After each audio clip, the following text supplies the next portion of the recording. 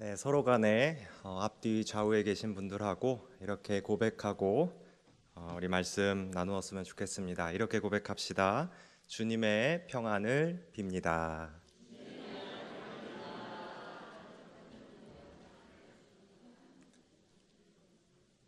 네, 2025년 동신의 모든 성도들의 삶에 하나님의 은혜와 평강이 가득할 수 있기를 소망합니다. 저는 동신교회에 오기 전에 한 7년 정도 발달 장애인 예배 부서를 섬겼습니다. 그러다가 이제 기회가 좀 닿아서요, 성인 발달 장애인 주간 보호 센터를 한 4년 정도 운영했었어요. 그래서 그 센터에서 있었던 일화 하나를 좀 소개하고자 합니다. 주간 보호 센터에는 저보다 한 10살 정도 많은 다운 증후군 이용인 한 분이 계셨어요. 그런데 어느 날 식사 시간에 다 같이 둘러앉아서 밥을 먹고 있는데 이렇게 얘기하는 거예요. 다른 이용인 한 분에게 어른들이 이야기하는데 끼어들면 안 되지, 이렇게 말하는 거예요.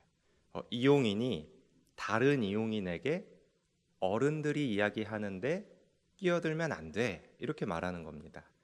이분이 말하고 있는 어른이 누굴까요? 누굴까요? 네, 접니다. 저를 포함한 사회복지사들에게 어른들이라고 말하는 거예요. 자기보다 10살이나 더 어린 저한테 어른이라고 말하는 게 이해가 되십니까? 아마도 살면서 자기는 장애를 가지고 있으니까 무능력한 사람으로 계속 교육받았을 거예요. 스스로 뭔가를 결정해 본 적도 없을 것이고, 그래서 늘 보호받아야 하는 사람으로 평생을 살았을 겁니다. 그러니까 이 시설에서 자기를 지켜주는 저 같은 사람을 보면서 어른이라고 느껴질 수밖에 없겠죠. 이러한 장애인, 그리고 장애인의 특성을 가장 잘 설명해 주는, 가장 잘 정의하는 단어가 하나 있습니다. 무엇일까요? 바로 장애인입니다. 장애인한테 장애인이라고 말하는데 좀 뭐가 이상하죠?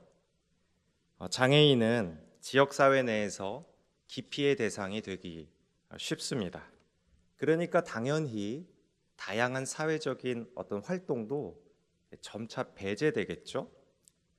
활동 반경은 자연스럽게 좁아지고 갈 수 있는 곳은 줄어듭니다.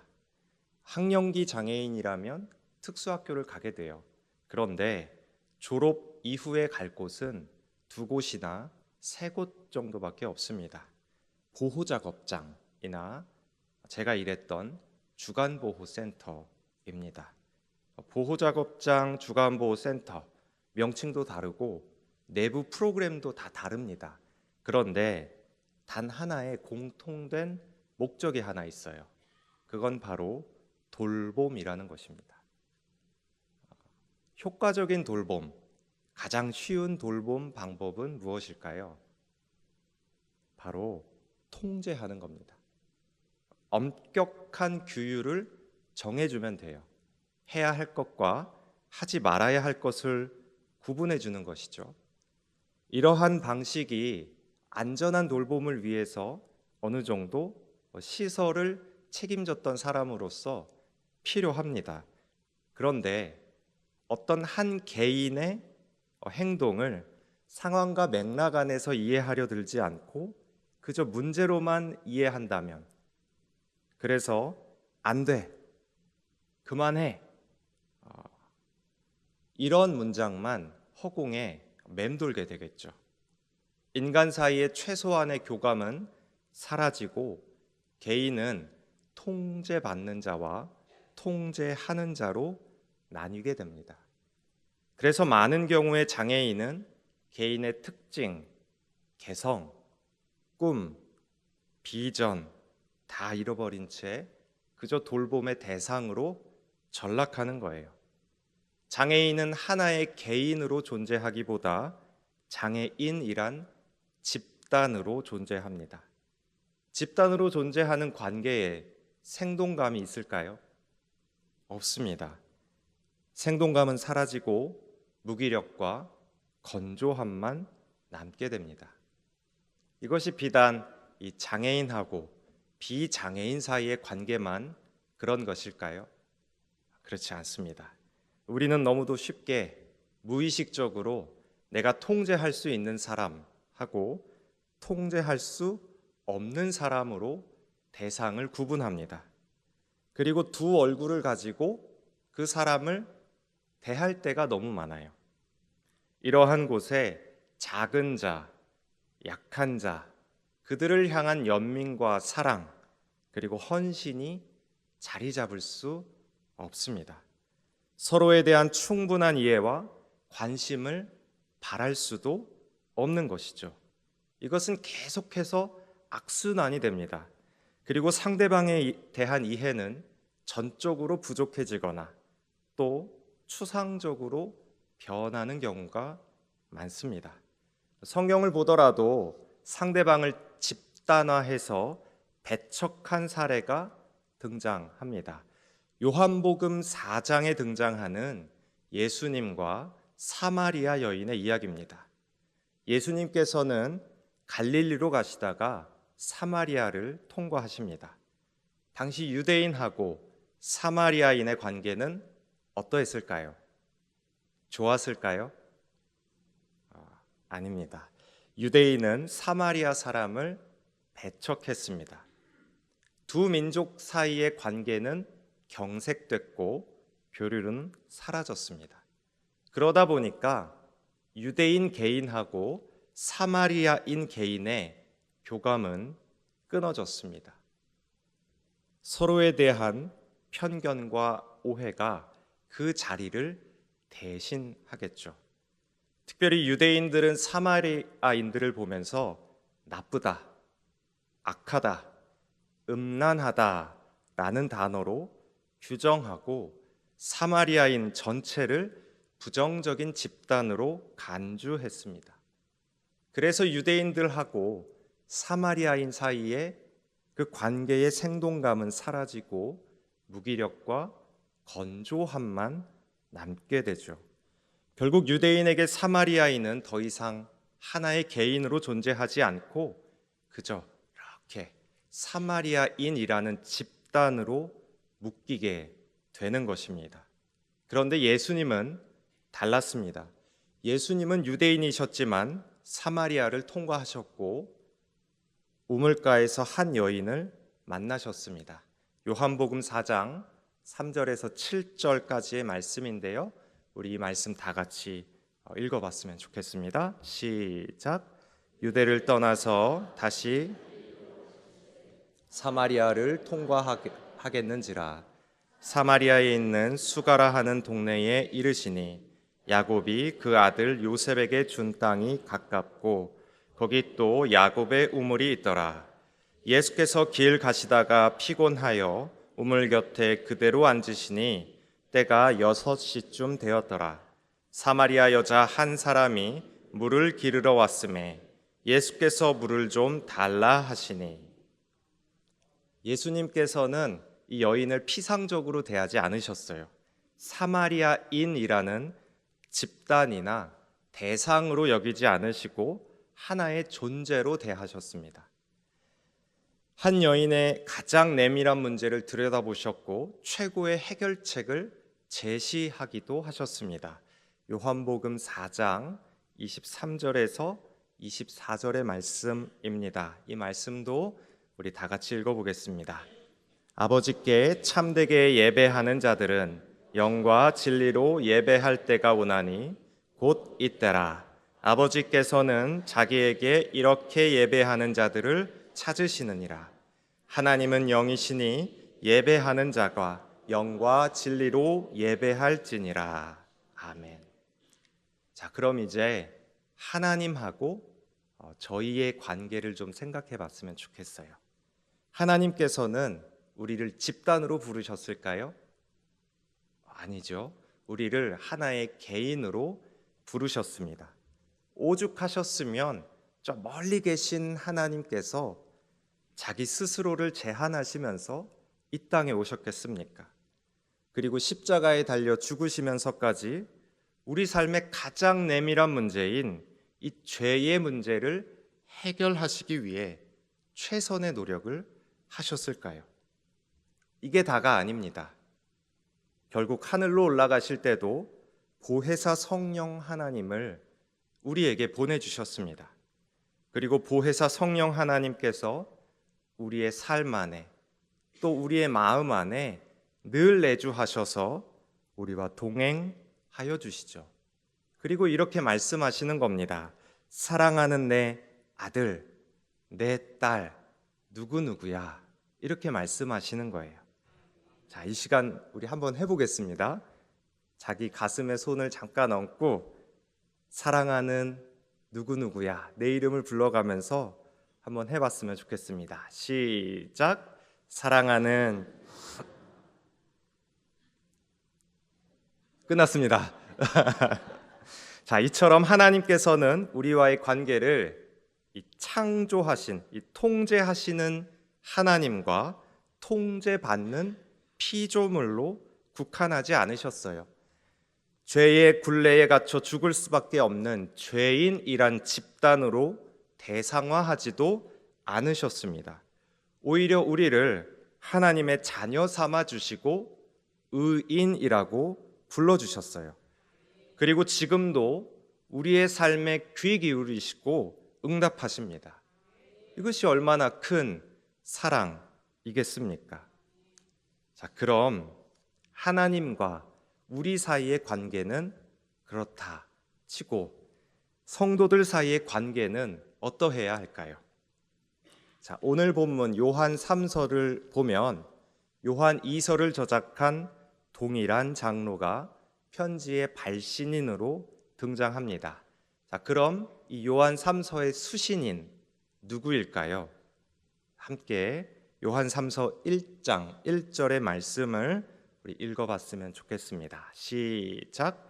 장로인 나는 곧 내가 참으로 사랑하는 자에게 편지하노라. 아멘. 보통 이 성경을 보면 이 서신서의 서두는 발신인하고 수신인을 언급하고 평화의 인사를 기록합니다. 그런데 이 요한 3서의 서두는 다른 서신과 조금 다릅니다. 대표적으로 이 요한 3서와 이 동일한 발신인이 동일한 요한 2서를 보면 그 차이를 알 수가 있어요. 요한 2서 1절부터 3절까지인데요. 제가 좀 빠르게 읽어드릴게요. 장로인 나는 택하심을 받은 부녀와 그의 자녀들에게 편지하노니 내가 참으로 사랑하는 자요 나뿐 아니라 진리를 아는 모든 자도 그리하는 것은 우리 안에 거하여 영원히 우리와 함께 할 진리로 말미암음이로다. 은혜와 긍휼과 평강이 하나님 아버지와 아버지의 아들 예수 그리스도께로부터 진리와 사랑 가운데서 우리와 함께 있으리라. 아멘. 아멘입니다. 자, 이 서두를 보고 이 요한 3서의 서두로 다시 돌아가 보겠습니다. 요한 3서를 요한 2서와 비교했을 때 요한 3서는 요한 2서는 수신인을 택하심을 받은 부녀와 그의 자녀들이라면서 집단적인 표현을 사용합니다. 그런데 반대로 오늘 저희가 읽은 요한 3서를 보면 사랑하는 가이오라면서 매우 개인적으로 이 수신인을 언급하고 있어요. 그러면서 내가 참으로 사랑하는 자 이렇게 강조하고 있습니다. 더불어 편지의 발신인인 이 장로는 가이오를 단순하게 이 교회의 구성원으로만 보지 않았던 것 같아요. 한 명의 성도로, 또 한 명의 신앙의 동역자로, 그리고 한 명의 사랑하는 자로 불렀습니다. 이것이 바로 복음 안에서 이루어지는 관계입니다. 그 관계 속에서는 단순하게 어떤 종교적인 친분을 넘어서 깊은 신뢰와 사랑이 담겨 있습니다. 내가 장로니까 당신은 이렇게 해야 됩니다. 이건 잘못됐으니 이렇게 하십시오 라면서 윽박지르고 통제하지 않고 도리어 그 영혼이 잘 되고 형통하기를 간구했습니다. 요한 3서 우리 2절의 말씀 우리 다 같이 읽어보겠습니다. 시작. 사랑하는 자여 강건하기를 내가 간구하노라. 아멘. 요한은 가이오를 사랑하는 자라고 부릅니다. 그리고 단순한 이 안부 인사를 넘어서 그의 영혼이 잘 되고 삶이 잘 되고 또 강건하기를, 건강하기를 간구합니다. 다시 말해서 이 가이오를 하나님의 사람으로 사랑받는 개인으로 바라보고 축복하고 있는 것입니다. 오늘날 우리의 관계 속에서 이런 모습이 얼마나 필요한지 돌이켜 생각해 봤으면 좋겠습니다. 우리는 종종 서로를 집단적인 호칭으로 부르고 표면적인 관계를 맺을 때가 돌이켜 생각해 보면 더 많이 있는 것 같아요. 직장에서, 사회에서, 교회에서 각자의 역할에 따라 부르고 불리며 행동하지만 진정으로 사랑하는 자라는 관계 맺는 경우는 드문 것 같습니다. 그러면 교회 공동체 안에서 우리는 어떻게 살아가야 할까요? 당연한 대답이겠지만 서로를 사랑하는 자라고 대하는 일이 필요합니다. 상대방을 단순히 어떤 집단의 일원으로 보거나 역할로 판단하는 것이 아니라 한 사람 한 사람을 귀히 여기고 그의 영혼이, 그의 삶이 잘 되기를 기도하는 것입니다. 우리 요한 3서 3절과 4절의 말씀도 우리 다 같이 읽어보겠습니다. 시작. 형제들아, 있는 진리를 증언하되 내가 진리 안에서 행한다 하니 내가 심히 기뻐하노라. 내가 내 자녀들이 진리 안에서 행한다 함을 듣는 것보다 더 기쁜 일이 없도다. 아멘. 본문을 보면 요한은 되게 기뻐하고 있어요. 요한이 기뻐하는 이유는 별게 아닙니다. 가이오가 진리 안에서 행하고 있다라는 이 사실 하나 때문입니다. 단순히 이 사람이 교회에 출석한다, 이 사람이 종교적인 행위를 한다, 이것 때문이 아니라 이 사람이 하나님 안에서 진리 안에서 살아가고 있는 것을 보고 요한이, 이 발신인이 기뻐하는 것입니다. 이것이 교회 공동체의 본질입니다. 교회는 단순한 조직이나 건물이 아닙니다. 그리고 동일한 삶의 자리를 가진 로봇들의 집합소도 아닙니다. 도리어 교회는 모두가 다르지만 서로 사랑하는 자들이 모여서 진리 안에서 행하며 함께 걸어가는 공동체입니다. 우리 각자가 하나님의 사랑받는 자로 존재할 때, 그리고 서로를 그렇게 바라볼 때 교회는 살아있는 공동체가 되는 것입니다. 사랑하는 동신교회 모든 성도 여러분, 우리는 어떠한 관계 속에서 살아가고 있습니까? 혹시 우리도 모르게 사람들을 통제하는 자와 통제받는 자로 나누고 있지는 않습니까? 혹은 누군가를 단순한 집단의 일원으로만 바라보고 있진 않습니까? 특별히 오늘 1, 2 교구 주간 예배로 드리고 있는데요. 올해 1, 2 교구에서 저희 자체적으로 정해본 실천 목표가 3가지 있습니다. 첫 번째, 매일 하나님과 동행하며 영적 성장을 이루자. 두 번째, 서로를 돌아보고 이웃 사랑을 실천하자. 세 번째, 지역과 교회를 섬기며 믿음을 나누자. 이렇게 3가지입니다. 이 실천 목표처럼 2025년 우리 모두가 매일 하나님과 동행하며 개인적인 친밀감을 쌓아가는 먼저는 1, 2교구가 될 수 있기를 바랍니다. 그리고 동시에 모든 성도님들 될 수 있기를 바랍니다. 그래서 교회 구성원 서로가 서로를, 교구 식구 서로가 서로를, 구역 식구 서로가 서로를 돌아보고 사랑을 나누는 공동체 될 수 있기를 소망합니다. 그때에 이렇게 사랑을 나눌 때에, 사랑이 커져나갈 때에 올해 저희 교회 표허처럼 성령의 능력으로 부흥하는 교회, 사랑을 흘리며 주고받는 교회가 될 것입니다. 예수님께서는 사마리아 여인을 집단의 일부로 보지 않으시고 하나님께서는 우리를 단순한 죄인의 집단으로 보지 않으셨습니다. 요한 역시 가이오를 단순한 교회의 한 구성원으로 보는 것이 아니라 사랑하는 자로 불렀습니다. 우리의 관계 속에서 사랑하는 자여 라고 부르는 일이 많아질 수 있기를 바랍니다. 서로를 개별적인 존재로 존중하고 진리 안에서 함께 살아가며 교회 공동체 안에서 하나님의 사랑을 실천하는 우리 모두가 될 수 있기를 간절히 소망합니다. 저희 마지막으로 설교 시작할 때 했던 것처럼 좌우에 계신 분들, 앞뒤에 계신 분들과 이렇게 고백하며 말씀을 마쳤으면 좋겠습니다. 사랑하는 자여 주님의 평안을 빕니다.